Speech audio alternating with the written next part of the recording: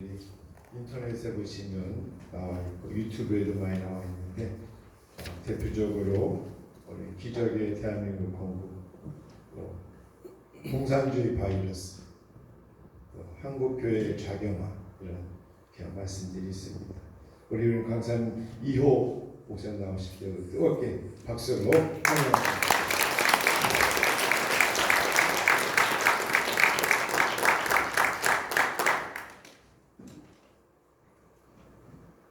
여러분 뵙게 돼서 반갑습니다. 우리 리규성 목사님께서는 제가 현재 금난교회에서 사역을 합니다. 우리 금난교회에서 먼저 일하셨던 선배 목사님이기도 하시고, 또 우리 목사님께서 미국 텍사스주에서 목회를 하셨는데 제가 바로 그 옆에 있는 교회에서 목회를 한 적도 있습니다. 오랜만에 다시 뵙게 돼서 반갑고, 귀한 자리에 초청해 주셔서 저에게는 큰 영광이고 기쁨입니다. 오늘 강의의 주제는 대한민국 반공국가의 탄생, 대한민국 건국사의 한 장면을 나누고 싶습니다. 1917년 러시아에서 공산주의 혁명이 터졌습니다. 사람 위에 사람 없고 사람 밑에 사람 없다. 토지는 밭갈이 하는 농민에게, 공장은 피땀 흘려 일하는 노동자들에게, 만국의 노동자여 단결하라. 우리가 얻을 것은 무계급, 만민평등의 세계공산화요, 우리가 이룰 것은 억압과 압제의 쇠사슬이다.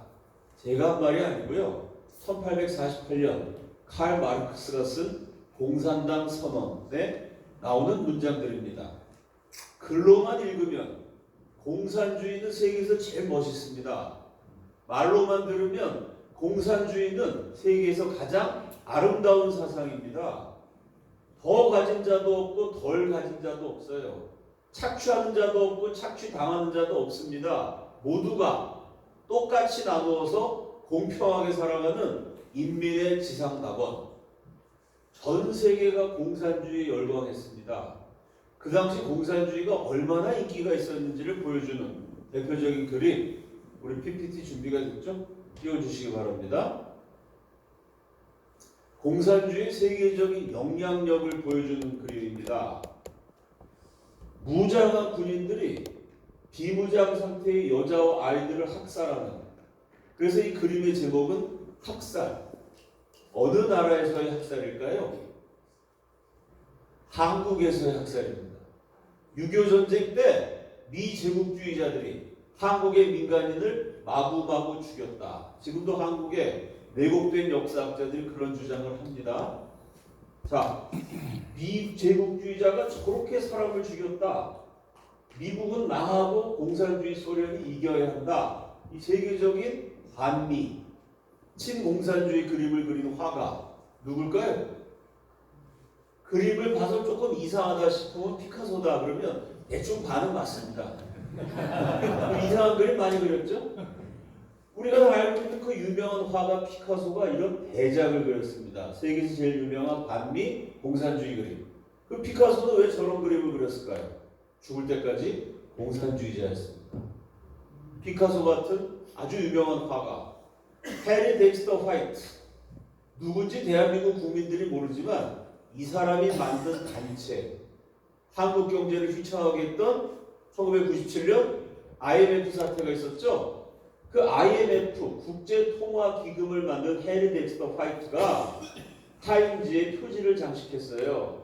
위에 빨간 줄이 쳐져 있죠. 알고 봤더니 이 사람이요, 미국 재무부 차관, 미국 경제 최고 고위 관료였는데 미국 정부의 기밀을 자발적으로 소련에 넘기는 공산주의 스파이였다는 겁니다. 그게 폭로가 돼서 타임지에 나왔어요. 그게 지금도 세계적으로 영향력을 끼치는 IMF를 공산주의자가 만들었다. 소련 사람이 아니라 미국 사람이었다. 보통 사람이 아니라 세계적인 경제 전문가의 미국 재무부 차관이었다. 소련이 이 사람을 포섭한 게 아니고요, 스스로 자본주의 미국은 망하는 게 정이다. 공산주의 소련이 이기는 게 그게 역사의 진리다. 스스로 믿어서 자발적으로 공산주의 스파이 노릇을 했습니다. 자, 엘조시스 그럼 우리 국민들이 대부분 모르시지만 이 사람이 실무자가 돼서 만든 단체가 유엔입니다. 6.25 때 16개국 군대를 보내준 바로 그 유엔. 국제연합 만든 사람 엘저이스가요. 역시 미국 국무부 고위 관료였는데 공산주의자였습니다. 이 사진이 뭐냐면요. 공산주의자라는 게 탄로가 나서 청문회에 와서 증언하는 장면입니다. 끝까지 자기는 공산주의자가 아니라 그랬지만 소련이 멸망하면서 소련의 기밀문서가 다 폭로가 됐어요. 확인해 봤더니 역시 누가 시켜서가 아니라 자발적으로 소련이 이긴 게 옳다고 믿고 공산주의 운동을 했던 고위 관료였습니다. 그러니 여러분 피카소 같은 세계적인 화가 해리 덱스터 화이트 IMF 만든 국제적 경제 전문가 유엔을 만든 거물 정치인 엘저 히스 이런 사람들이요 앞을 다투어 공산주의자가 됐습니다. 지금은 공산주의자가 나쁘다는 거 많이 알고 있고 공산주의 나라 몇 개 안 남아있지만 전 공산주의가 시작됐을 때의 열기라는 건 대단했습니다. 1917년 혁명이 터지자마자 공산주의가 전 세계에 퍼져나갔는데 소련이 공산주의 혁명에 성공하자마자 제일 먼저 무슨 일이 있어도 저 나라는 공산화시켜야 된다 라고 딱 찍었던 대표적인 나라가 코리아입니다. 유명한 연설이 혁명가 레닌이 이런 연설을 했어요. 빛은 동방에서. 빛이란 건 무슨 빛일까요? 복음의 빛은 아니겠죠 설마? 공산주의자들이. 세계 공산화의 빛은 동방에서. 왜 이렇게 중요하냐면요. 이게 한국이 지정학적 요충지예요. 러시아가 너무 북쪽에 있는 추운 나라라 겨울이 되면 한국가 얼어버리죠. 그래서 무역을 못하니까 세계 패권 국가가 될 수 없어요. 러시아 민족의 오랜 수고는요. 따뜻한 남쪽 바다, 부동항을 점령하는 거죠. 그래서 소련 이전에 있었던 제국 러시아, 황제가 통치하던 제정 러시아 역사책에 보면요. 진해라는 도시가 나와요. 제정 러시아 육군사관학교, 해군사관학교 모든 장교들을 길러내는 기관에서는 한반도에 대한 내용이 한 장 챕터로 기록되어 있습니다. 왜? 우리가 한반도를 차지하면 세계 1등 국가가 된다. 그 러시아가 계속 한반도로 밀려오니까 그때 러시아 2등이었거든요. 1등이었던 나라 영국이 러시아를 막기 위해서 일으킨 사건이 거군도 점령 사건이라는 거죠. 그 러시아 세력을 막기 위해서 미국과 영국이 일본을 지원해서 싸웠던 전쟁이 러일 전쟁이죠. 러일 전쟁이 지는 바람에 러시아가 망했어요. 여러분 한국이 대단한 나라입니다. 우리는 가만히 있었는데 우리 때문에 세계 2등 국가가 망했어요. 우리 한국을 먹으려다가 러시아가 일본한테 지는 바람에. 그러니까 소련 사람, 러시아 사람들은요. 한반도 때문에 나라가 망했어요. 수도 없이 사람들이 죽었습니다. 그 사람들 그 시절에 공산주의자들도 러시아 사람이잖아요. 그 자기 나라에 대한 마음이 있겠죠. 그 러시아 사람들은 한반도 얘기하면 눈물을 줄줄줄 흘렸어요. 왜? 한반도에서가 싸우다가 우리 할아버지 돌아가시고 한반도에서 우리가 일본한테 지는 바람에 나라도 망하고 아주 엉망진창이 돼버렸기 때문에 그 공산주의 혁명 성공하자마자 무슨 일이 있어도 한반도를 차지해야 된다. 그리고 한반도 공산화 자금을 줬는데 그게 요즘 시가로 환산하면 한 250억 돼요. 상해 임시정부에다가 250억을 보냈어요. 근데 그게 다 전달은 안 되고 실제로 도착한 건 한 70억 정도 돼요. 그래서 상해 한국 사람 치고 러시아 공산당이 준 돈 안 받은 사람이 없다. 이런 소문이 퍼질 정도였습니다. 그래서 전 세계에서 가장 강력한 공산주의자들이 한반도에서 탄생해요. 왜? 한민족이 대단한 사람들입니다. 뭘 해도 끝장을 보는 기질이 있어요. 그 공산주의가 들어왔고 한반도에서 얼마나 강했느냐. 일제시대 때 또 재밌는 건 참 우리 역사가 이게 워낙 여기 센 사람들이 많아. 옆 사람 봐도 다 예사롭지 않죠? 그냥 막 여기서 기도한데도 막 정부를 박살내기세요. 그냥 차별금지법이고 뭐 그냥 장로님 기도에서부터 그냥 뭐 기도가 대통령 수준 아닙니까? 나라를 지금 놓고 한국 사람들이 센데 한국을 통치했던 일본 사람들도 세죠. 전 세계에서 제일 강력한 공산주의자들이 한반도에 있었는데 그 당시 세계에서 공산주의를 제일 잘 때려잡았던 게 또 일본 경찰이에요. 지독한 사람들, 일본 사람들 고문도 잘하고 아주 한국 땅에 와서 끔찍한 짓도 많이 저지르지 않았습니까? 그래서 조선총독부 기록을 보면 그 당시 일제시대 때 신문 기사에도요, 공산주의자 검거 이런 제목이 없어요. 뭐라고 되어 있냐면 주의자 검거 이렇게 되어 있습니다. 일제시대 때는 공산주의라고 안 그랬어요. 그냥 주의라고 그랬어요. 왜 그랬느냐? 우리 민족은 주의라는 말을 안 썼습니다. 성리학, 주자학, 동학, 서학, 우리는 주의 사상 이념을 학이라 그랬어요. 주의라는 말은 민주주의, 공산주의, 자본주의, 사회주의, 이거 서양에 있는 말을 동양의 언어로 번역하는 과정에 주의라는 말을 썼거든요. 그 일제시대 때 조선 땅에 무슨 주의가 있었을까요? 일제시대 때 그거였어요? 일제시대 때 우리나라에 무슨 자본주의가 있었을까요? 농사짓는 나라에서? 조선 총독부에서 민주주의를 가르치진 않았겠죠? 천황폐하 만세를 가르쳤죠? 그 일제시대 때 조선에는요, 주의라는 게 뭐냐? 공산주의 하나밖에 없었어요. 공산주의도 있고 자본주의도 있고 민주주의도 있고 그걸 구분했을 텐데 주의 그러면 공산주의야. 그 전까지 우리나라 주의가 없었어요. 성리학, 주자학, 동학이 있었지. 그 1920년대 신문에 보면요, 붉은 물결이 끊임없이 흘러오고 있다.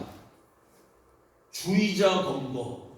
옛날 신문에 실려 주의자 검거, 주의자 검거. 이런 사람들이 또 빨갱이들이 잡혀갔구나. 이 공산주의가 얼마나 강력했는지를 보여주는 장면. 1917년 러시아에서 공산주의 혁명이 일어났는데 불과 8년 만에 1925년에 조선공산당이 만들어져요. 그 조선공산당이 어디서 만들어졌느냐? 평양이 아니라 서울. 왜? 북한은 기독교가 강한 지역이었습니다. 공산주의자가 남한에 빠글빠글했어요. 1925년에 벌써 조선공산당을 만들었는데 박헌영이라는 사람이 일본 경찰이 또 그걸 귀신같이 때려잡아갖고 1926년에 바로 박헌영을 체포했습니다. 자, 근데 이 박헌영이 이 공산주의 최고 지도자들이 미리 나왔습니다만은 박헌영이 체포가 되자마자 일본 경찰이 고문을 세게 했어요.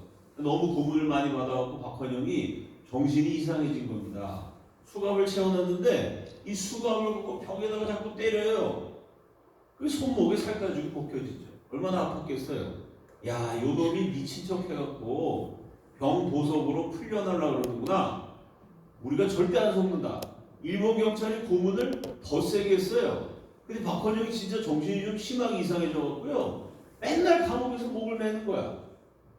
그 일본 경찰이 아무리 공산당 때려잡는다 그래도 조선 젊은이가 굉장히 똑똑한 사람이었는데 감옥에서 고문방에서 자살해 죽었다 이러면 또 막 한국인들이 시위하지 않겠어요? 그래서 일본 경찰도 조심했는데 그래도 속진 않았죠? 이놈이 어디 이 빨갱이가 연극 제대로 하네. 자살하는지 감시하면서 고문을 더 싸게 했더니 남도당 총책 박감동이가 쓴 박헌영 전기에 고문 한 2달 때가 됐더니 대변을 손에 쥐어서 벽에 바르고 심지어 변을 먹기까지 했다. 1927년 11월 중순께 감옥에서 박헌영의 발광 상태는 극도에 달했다. 그는 깜방에서 2번이나 목을 베어 죽을 듯이 바둑댔기 때문에 간수들도 겁을 내었다. 그래서 수갑을 채워두자 이번엔 수갑을 차고도 이리저리 밤을 헤매며 어찌나 몸부림을 쳤는지 온몸에 멍이 들었다. 박헌영이 발광기를 시작한 지 2달째가 되었다. 하도 광기가 심해 목방에 누웠으나 갈수록 해산이었다. 대변을 보고는 손에 쥐어 벽에 바르고 간수가 밥을 갖다 주면 밥은 그대로 주고 변을 먹기까지 했다. 일본 경찰이 학을 띈 거죠. 야, 진짜 지독한 조선직이다. 공산주의 혁명을 하려고 대변을 먹는 미친 척 연기를 하는구나 라고 생각을 했는데 요 장면처럼요. 1927년 11월 27일자에 보석 얘는 진짜로 미쳤다. 정신과 전문의의 진단을 받아서 병보석으로 풀어줬어요. 그리고 지금 저기 서 있는데 옛날 사진이라 좀 상태가 안 좋지만 뭔가 이렇게 봐도 사람이 좀 벌벌 떨고 있는 것 같은 게 상태가 안 좋은 것 같죠? 그럼 박헌영을 그렇게 의심해서 고민했던 일본 경찰이 왜 풀어줬을까요? 이렇게 생각하는 거예요. 공산주의가 너무 좋아. 공산주의를 위해서 내 목숨을 바칠 거야. 이렇게 생각해서 대변을 한번 먹을 수 있겠죠. 여러분 땅끝까지 복음을 증거하셔야 됩니다. 아멘. 네. 세계 복음화를 위해서 3일 정도 대변을 드시라. 아무도 아멘을 안 하시겠지. 자, 지독한 사람은 뭐 내가 진짜 예수님 말씀을 위해서 3일 먹는다. 지독한 공산주의자 3일 정도 먹는다. 이건 뭐 그거 저는 못할 것 같은데 진짜 지독한 사람 할 수 있겠죠? 박헌영은 이걸 한 6개월을 먹어요. 그러니까 일본 경찰이 생각할 때 아주 지독한 놈은 한 일주일 먹을 수 있지만 이게 학자마다 다른데 어떤 학자는 3개월, 어떤 학자는 6개월 이렇게 얘기해요. 3개월이라 그래도 그걸 어떻게 3개월을 먹습니까? 저건 진짜로 미쳤다 라고 생각해서 풀어준 거예요. 그러고도 일본 경찰이 박헌영을 의심해서 삼엄하게 감시를 했습니다. 박헌영이 감옥에서 나오자마자 집에 가서도 계속 도망치는 거예요. 부인 보고도 도망쳐 계속. 뭐 빠져 죽는다고 뭐 호수까지 뛰어들고 막 계속 이상한 사건이 일어나는 와중에 박헌영의 아내가 임신을 했어요. 그 배가 이렇게 불러가지고 양수가 터졌다는 거예요. 여러분 지금도 산모가 양수가 터지는데 외간 남자가 그거 보고 있으면 대단한 신뢰잖아요. 이때는 남녀가 유별하던 유교 사회입니다. 아니 젊은 세대기 양수가 터졌다는데 그 일본 경찰이 그 앞에서 얼씬얼씬거리면 이거 아주 동네에서 폭동난 일이거든요. 양수가 터졌다니까 배가 남산만해가지고. 그래서 일본 경찰이 잠시 감시를 푼 틈을 타서 만삭인 아내를 데리고 박헌영이 탈출했어요. 배를 타고 블라디보스톡으로 갑니다. 그때 블라디보스톡에는요 조선의 전설적인 혁명가 박헌영 선생을 모시기 위해서 소련이 파견한 1급 의사가 기다리고 있었습니다. 그 블라디보스톡 병원에서 박헌영 아내가 애를 낳고 박헌영은 고군으로 지친 몸을 2달 동안 최고급 요리를 먹고 최고의 의사한테 극진한 진찰을 받은 다음에 기차를 타고 공산주의 수도 모스크바에 갑니다. 그 모스크바에 공산당 최고 간부 교육기관인 레닌 학교, 이 공산주의 하버드 같은데 한국으로 치면 공산주의 서울대 같은 거기서 세계 최고 공산주의자들랑 같이 공부를 하게 돼요. 그때 박헌영이랑 같이 공부했던 친구가 누구냐면 베트남 공산당의 아버지 호치민. 들어보셨죠? 호지명. 호지명이 박헌영의 절친이었어요. 같이 거기서 공산주의 공부를 했던 아주 세계적인 혁명가입니다. 자, 이 사건이 일어난 게 1925년에서 27년. 그러니까 그 무렵에 이미 전 세계에도요 공산주의 혁명이 일어나고 8년밖에 안 지났는데 9년 됐죠? 9년, 26년이니까 9년, 10년. 공산주의 혁명 터지고 10년 만에 공산주의 하겠다고 대변을 몇 달씩 먹는 사람 소련에도 없고요, 중국에도 없고요, 일본에도 없고요, 전 세계에 없습니다. 이 강력한 공산주의자가 마음 놓고 활개 쳤던 곳이 서울이에요. 북한이 아니라 남한입니다. 이러니 누가 봐도 남한은 공산화 되는 나라입니다. 누가 봐도. 그런데 왜 공산화가 안 됐느냐? 하여간 오늘 강의가 어떻게 좀 주제가 이렇게 가는데 한국 사람은 독하다 이렇게 강의 주제인 것 같아요. 아, 이 인간들보다 더 독한 사람이 있었어요. 더 독한 사람. 세계에서 제일 강력한 공산주의자가 있었는데 세계 최고, 세계 최초의 열렬한 반공투사가 있었습니다. 그 어디겠어요? 기독교 그룹이죠. 인류 역사상 공산주의를 이겨낸 집단은 기독교인밖에 없어요. 동유럽 공산주의가 무너질 때 민주화 시위가 일어났잖아요. 동독은 라이프치히 교회. 루마니아에서는 그 루마니아 두 번째 큰 도시에 있던 티비소아라 침례교회. 그 동독의 공산주의 무너뜨린 것도 동유럽의 공산주의 무너뜨린 거 다 기독교입니다. 마찬가지예요. 한국에서도요 아주 강력한 기독교 세력이 있었는데 예수만 잘 믿는 게 아니라 국제 정세를 보는 눈이 비상했어요. 1917년 혁명이 터졌을 때 전 세계가 만세를 부르는데 혁명 터지자마자 저건 망한다. 인류 최초로 공산주의를 이어냈던 지도자가 나라도 없었던 멸망한 식민지 조선의 독립투사 나중에 건국 대통령이 되는 이승만입니다. 혁명 터지고 일주일 만에 이런 연설을 했어요. 공산주의 망한다. 왜? 하나님이 인간에게 자유를 주셨어요. 자유는 하나님이 허락하신 고귀한 선물인 동시에 인간 본성입니다. 하나님이 인간 안에 자유라는 걸 장착했어요. 이게 웨슬리의 중요한 사상이기도 하죠. 인간을 영혼과 육체로 나누는데 육체는 물질적인 영역, 영혼 이거는 비물질적인 영역, 비물질적인 영역의 본성은 자유다. 이게 웨슬리의 사상인데 이승만도 감리교인이었지 않았습니까? 사상적으로 좀 비슷해요. 공산주의는 하나님이 주신 자유, 그 원래 자유롭게 되기를 원하는 인간 본성을 어역해가며 국민을 지배하려는 사상 체계에게 반드시 실패한다. 기독교적으로 말하면 하나님을 대적하기 때문에 망한다. 이걸 기독교를 빼고 일반적인 용어로 얘기하면 인간의 본성이 자유예요. 누구나 자유를 원합니다. 근데 그 인간 본성을 공산당이라는 게 억누르고 지배하려고 그러니까 해봐야 안 된다는 얘기입니다. 이 말이 얼마나 정확한가. 그 다음 장면이요. 자, 북한 곳곳에 이런 선전탑이 써 있어요. 당이 결심하면 우리는 한다. 김일성, 김정일, 김정은 북한 세습 독재 체제의 어버이 수령들이 3대 70여 년 동안 해마다 1월 1일이 되면요 인민들에게 신년사를 발표합니다.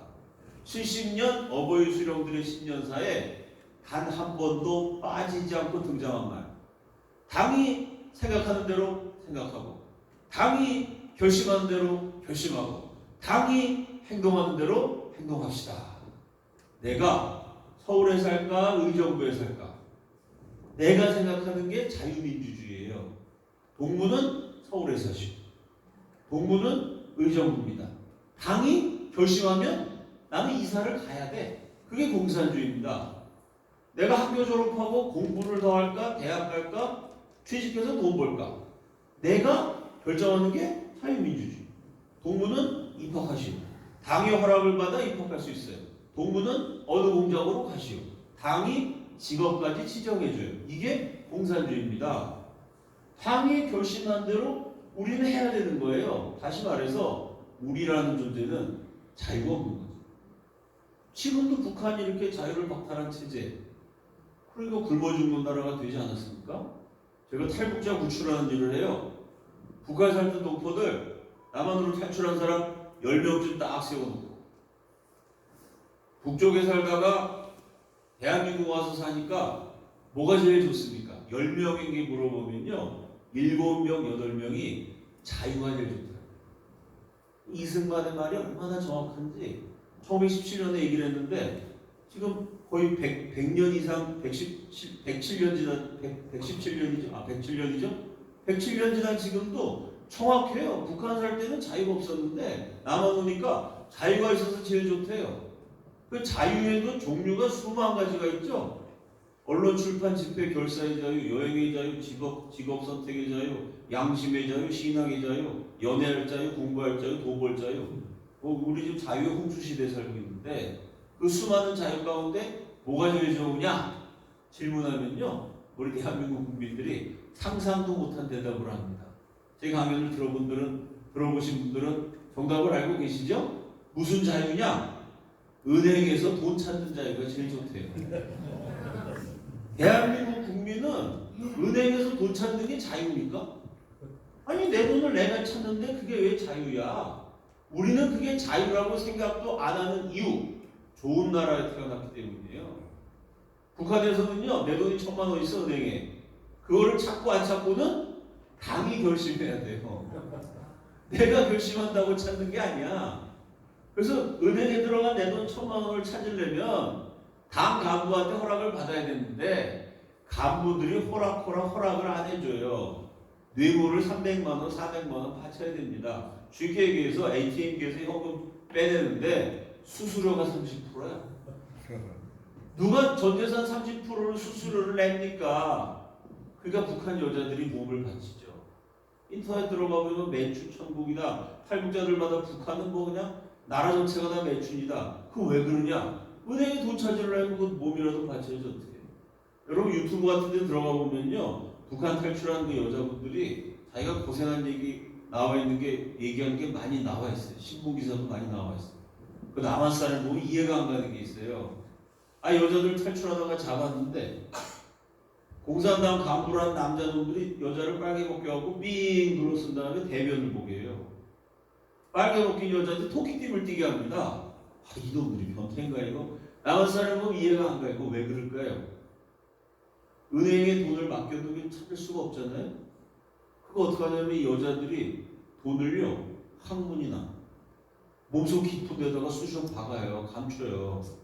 그거 찾아내려고 돈을 막 먹어요. 대변 보게 만들고 토끼띠 띠게 만들어서 몸 깊숙이 숨겨놓은 돈이 튀어나오게 한다는 거예요. 탈북자 수기 제가 읽어본 것 가운데 정말 비참한 얘기가 많은데 그 중에 참 인상적인 대목이요. 은행에 돈을 못 맡기니까. 왜냐하면 한번 맡기면 당이 결심을 안 하면 못 찾거든요. 이 돈을 어떻게 하냐면 비닐로 싸요.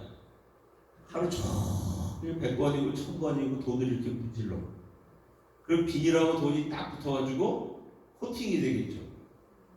그럼 그 돈을 이렇게 먹는 데는 여러분 이만한 지폐를 이거를 코팅이 됐는데 이거를 먹는다고 생각해 보세요. 목구멍에 상처가 나고 그냥 해속이 얼마나 아프겠어요. 그렇게 넣고 돈 뺏게 만드니까 버티는 거예요. 그러니까 아무리 버텨도 일주일에는 화장실 가게 돼 있으니까 생리적으로. 그럼 이게 뱃속에 들어갔다가 돈이 다시 나와. 그걸 깨끗하게 씻어. 그걸 다시 먹는데 여러분 뱃속에 들어갔다가 뒤로 나온 코팅한 돈을 먹을 때 그 냄새가 얼마나 지독하겠어요. 목구멍이 얼마나 아프겠어요. 그걸 먹으면서 내가 무슨 죄가 있어서 이 고생을 해야 되나. 탈출한 탈북 동포들이 그런 고통들을 해요. 왜? 은행에 돈 맡기고 돈 찾을 수 있는 자유가 없으니까. 그 대한민국 왔는데 말이에요. 아니 네모난 거 조그만 거 플라스틱을 하나 딱 집어넣고 띡띡띡띡 그래서 돈이 탁 튀어나와. 돈이 튀어나오는 순간 왈칵 눈물이 터지는 거야. 야, 내가 드디어 사람답게 사는구나. 좋은 나라 왔구나. 제가 만났던 탈북자는요. 돈을 탁 넣고 30만 원을 찾으러 갔대요. 찾으실 금액 10,000원. 찾으실 금액 30만 원 그러면 30만 원이 한 번에 딱 튀어나와갖고 한 번 행복하잖아요. 행복한 기간이 너무 짧아. 그래서 30만 원 어떻게 찾냐면요. 카드를 넣고 찾으실 금액 10,000원. 10,000원 나오면 야 좋다. 다시 카드를 넣고 찾으실 금액 10,000원. 야 좋다. 언제까지 하느냐? 뒷사람이 화낼 때까지. 뒤에서 막 신경이 울리고 씩씩거리고 그럴 때까지 10,000원씩 찾았다는 거예요. 어떤 탈북자는 한 50만 원 찾는데 찾으실 금액 10,000원. 10,000원 들고 기분 좋아서 동네 한 바퀴 돌아. 또 찾으실 금액 10,000원. 동네 한 바퀴 돌면서 이번에 떡볶이 먹어. 야 남조선 어디다 떡볶이도 맛있다. 그 다음도 10,000원 찾아서 한 바퀴 돌면서 오뎅 먹어. 배 터지게 먹으면서 돈을 하루 종일 찾았다는 거야. 9시부터 5시까지. 싫어요. 제가 들었어요. 왜? 맨날 그 돈 뱃속에다 집어넣고 항문에다 쑤셔놓고 그 얼마나 피눈물 나는 고생이에요. 그 이승만이 말한 것처럼 자유를 주지 않기 때문에 망한다. 은행에 들어간 내 돈도 못 찾게 만드니 그런 나라가 어떻게 굶어 죽지 않는 나라가 될 수가 있겠습니까? 자, 이래서 1920년대 이미 식민지 조선시대에 제일 센 반공 기독교, 제일 강력한 공산주의 두 세력이 독립운동을 하면서 동시에 이제 이 나라가 독립하면 기독교과로 간다. 공산주의과로 간다. 두 세력이 이미 1920년대부터 거의 뭐 내전을 박물하게 하는 서로 죽고 죽이고 아주 새로 탄생할 대한민국의 주도권을 잡기 위해서 치열한 전쟁은 이미 1920년대부터 진행되고 있었습니다. 그러다가 45년 해방을 맞이했어요. 그리고 38선을 긋고 북쪽에는 소련, 남쪽에는 미국이 왔습니다.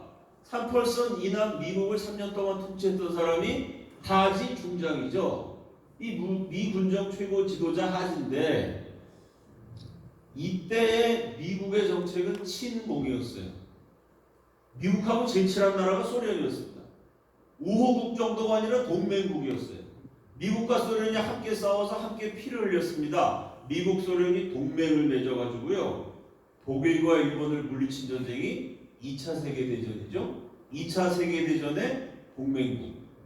또 2차 세계대전 이후로는 세계가 양강체제가 되기 때문에 미국이 동맹국이자 넘버 2인 소련에 대한 화평 정책을 열심히 추진했습니다. 그리고 아까 말씀드린 해리 덱스터 파이트, 특히 엘저 히스가 이 시기에 활약한 미국의 대표적인 인물, 프랭클린 루즈벨트 대통령의 오른팔이었어요. 엘저 히스 같은 사람이 친소 정책을 계속 건의했고 미국의 민주당 정부도 친소 정책을 계속 추진했기 때문에 미국의 정책은 공산주의랑 친하게 지내라. 그래서 처음에는요 공산당이 합법이었어요.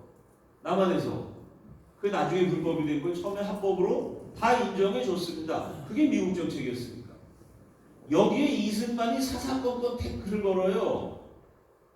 한국은 한국인을 위한 정부를 가질 권리가 있다. 아무리 미국이라도 한국에게 친공산주의 정부를 강요할 권리는 없다. 우리는 단군일에 4,000년 당당한 자주독립국가다. 이러고 맨날 대들어요. 우리가 생각해보면 맞는 말이죠. 미국 사람이 볼 때는 아니 아프리카보다 못 사는데 굶어 죽은 사람 널려 있는데 아니 우리 미국이 원자폭탄 떨어지는 바람에 니네가 해방이 됐지 니네 힘으로 일본을 몰아낸 것도 아닌데 어디 미국한테 이렇게 말이 많아. 하지가 몇 번 경고를 하는데 이승만이 그 말 안 들으니까 열받아서 1946년 6월 3일 미 군정 최고 지도자 하지가 공식적으로 통보를 합니다. 이승만 박사는 한국 정치가들 중에서 너무나 위대한 인물이며 나는 그가 유일한 인물이라고까지 말합니다. 그러나 그가 공산주의에 대한 공격을 멈추지 않는 한 그는 한국 정부 내에서 어떤 자리도 차지하지 못합니다. 다 좋은데 입만 열면 때려잡자 공산당이야.